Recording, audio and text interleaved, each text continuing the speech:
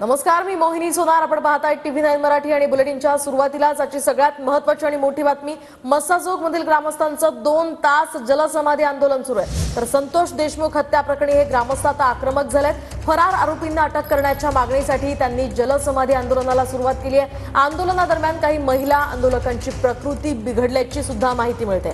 तर SP नवनीत कावत हे आंदोलनस्थळी सध्या दाखल झालेत. ग्रामस्थांची समजूत काढण्याचा ते प्रयत्न करत आहेत. आपण या 3 दृश्यांच्या माध्यमातून पाहू शकतोय. ग्रामस्थांनी 2 तासांपासून हे आंदोलन सुरू केलंय.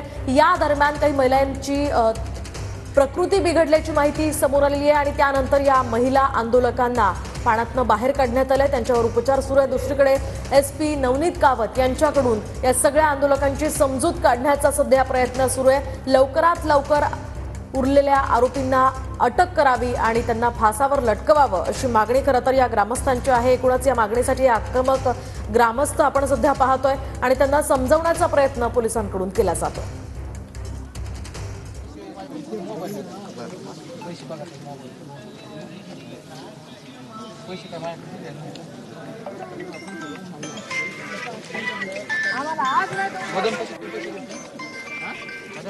सर 2 दिवसात आमच्या गावात पोलीस चौकी उभा करा.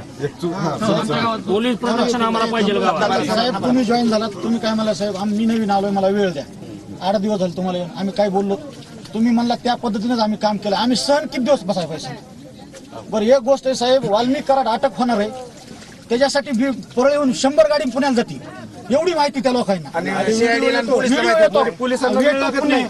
सगळ्या गोष्टी त्यांना म्हणजे जनरल लोकांना ज्या गोष्टी माहित आहेत त्या पोलीस प्रशासनाला माहित नाहीत. मग आता हे बाकीचे आरोपी माहित नाही कशावर सांगायचं.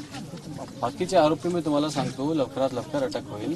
नाही साहेब, आमची हात जोडून विनंती गाव करायची, आम्हाला तारीख सांगा. त्या तारखेपर्यंत आम्ही तुम्हाला शब्द बोलत नाही. त्याच्यानंतर मग डायरेक्ट तुम्ही काय करा, जे तुमचे गणवाले लोक आहेत